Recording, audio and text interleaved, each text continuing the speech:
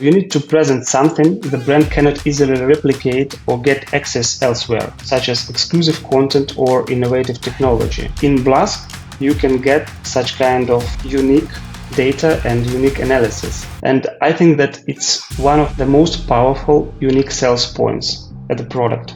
You're listening to 15-Minute Mastery, a show that empowers you with insights from leading iGaming experts to enhance your personal or business performance. The show is brought to you by the AI-powered data analytics platform Blask and supported by tech-driven affiliate and media company Already Media, Lala Stars, the leading casino partnership program, and Next.io, the world's iGaming community.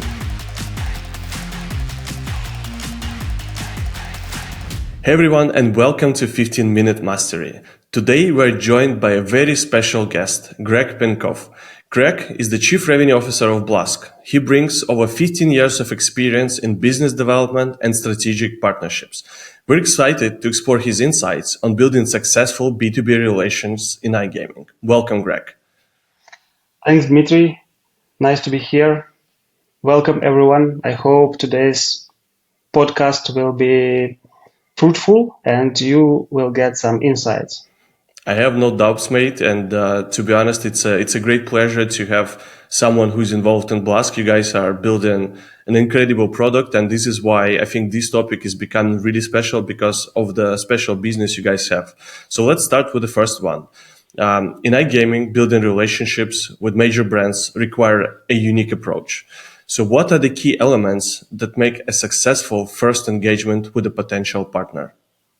It's a rather tricky question, and I think there are a lot of different factors which will impact on your success with building these relationships. I can name some of them. So first of all, you need to understand the brand's goals and challenges. So what does it mean? Before trying to contact a new company in the industry, you need to make a research thoroughly. So to understand the brand's history, their values, their target audience, and the market positioning. So without this basic research, I don't think that you have good chances to make an agreement with these guys. So you need to identify alignment. So highlight how your offering aligns with their objectives, whether it's increasing market share, enhancing user experience, or driving revenue. So you need to understand what you can bring to this company to increase their revenue or what kind of benefits you can provide to them. So another key factor, in my opinion, it's a personalized communication. So you need to avoid generic outreach. You need to personalize your communication to address the brand's specific needs and priorities. And you need to emphasize mutual interests such as innovation, compliance, or responsible gaming. So the next factor is credibility and trust. So you should show proven success and provide case studies, testimonials, successful stories, which will help to your potential partners understand how you can bring some benefits to them. And in my opinion, the successful cases, it's one of the most powerful instrument which you have in your arsenal. You should focus on value proposition to your potential clients. So what does it mean? It means that you should focus on return of investment and offer unique solutions. So you need to present something the brand cannot easily replicate or get access elsewhere, such as exclusive content or innovative technology. In Blask, you can get such kind of unique data and unique analysis. And I think that it's one of the most powerful unique sales points at the product. And of course, you need to be an expert in regulatory in the local market.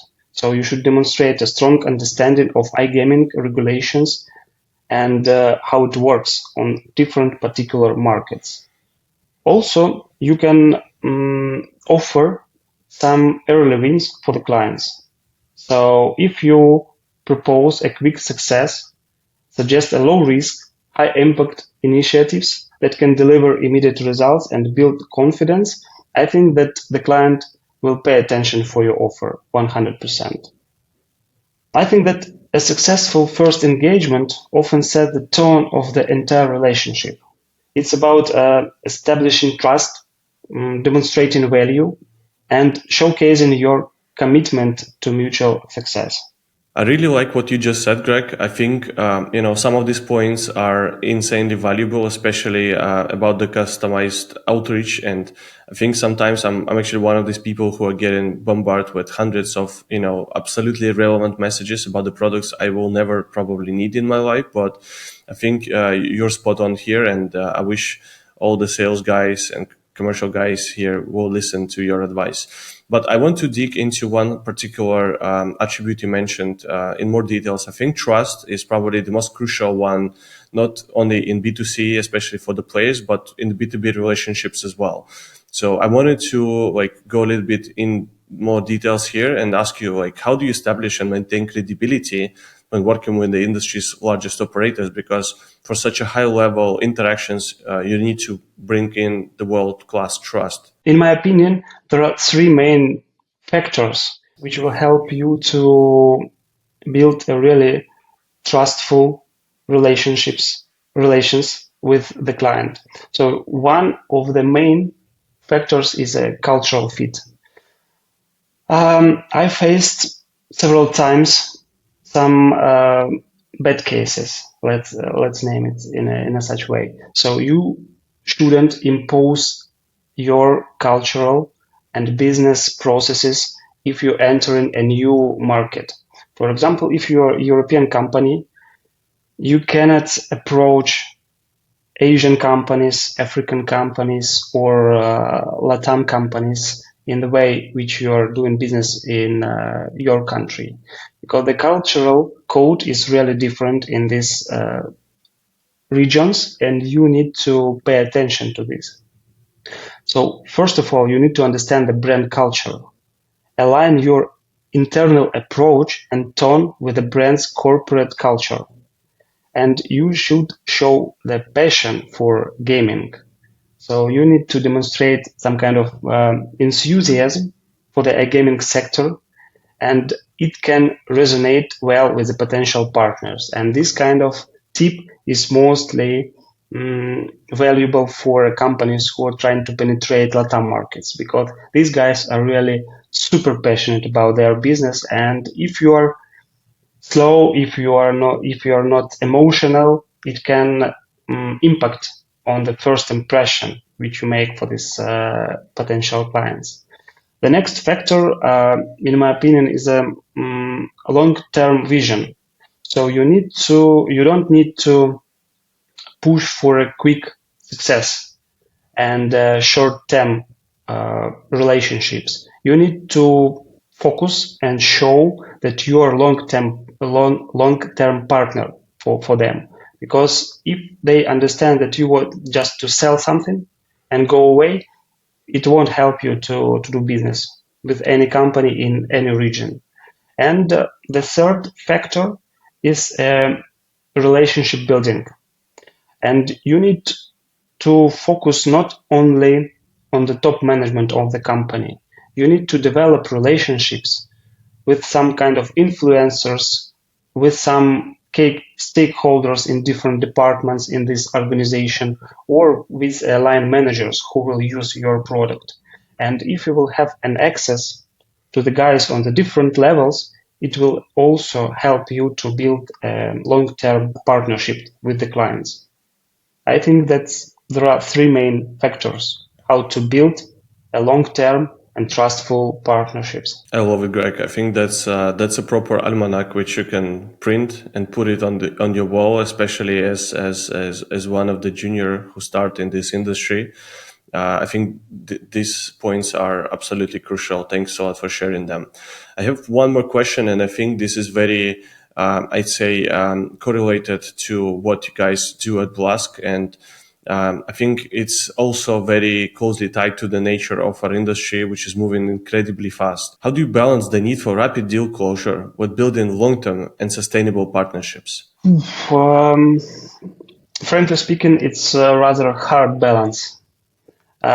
So you need to focus on several things, in my opinion. First one is a clear prioritization. So you need to understand what you're going to offer, what kind of deal it is, and you need to focus on quick wins that align with the long-term goals. So you need to show some kind of fast benefits, and if these fast benefits align with the long-term goals, you are a winner, I think. The next factor is a transparency. You should be open-hearted and be upfront about your intentions and foster trust and collaboration. So if clients or potential partners understand that you're trying to hide something in your pocket, it will impact badly in your partnership.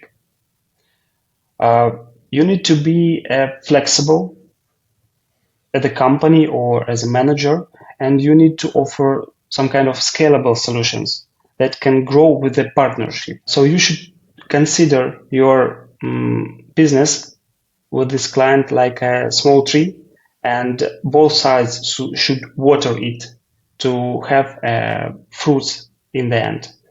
And you need to put relationship on the first place. So you need to invest your time in understanding the partner needs, partner goals. Even under tight timelines, you need to avoid sacrificing quality for speed.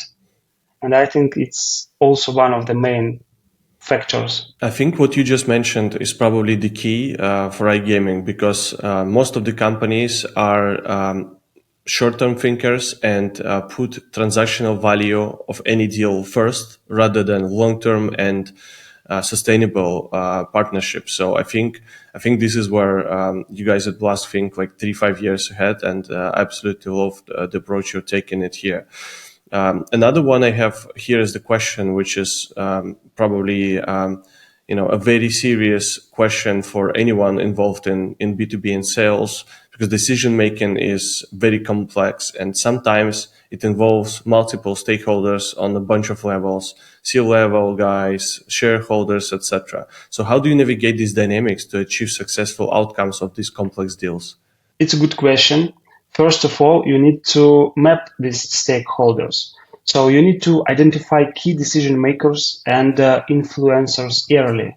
So if you know who are the persons who make decisions, who impact on this company strategy, who can impact on this deal, on this particular deal which you're trying to get with this client. So it's the half of the success. The second factor which can impact is understanding their priorities. So you need to tailor your pitch to address each stakeholder's specific concerns and goals. It will help these guys to understand that you know their business and you know what benefits they can get from your proposal. You need to simplify decisions also. So you need to present clear, actionable proposals with a well-defined ROI or benefits to them. And the last one, but not the least, be patient and flexible during your negotiations. So you need to adapt to varying timelines and organizational dynamics while maintaining open communication. In different companies, it's a different business processes. In some companies, they are slow. In some companies, they are rather fast. So you need to adopt and understand how they are making business inside their companies. I think that's it. Thanks a lot, Greg. To be honest, I wish I knew some of these insights many years back when I started my passion in iGaming. So thanks a lot for finding time and sharing all these insights with us. I really enjoyed it, and I hope the audience will. Thanks for inviting, and I will be glad to make some more meetings. Yeah, I would love to see you again for sure. Thanks a lot, Greg. Thank you.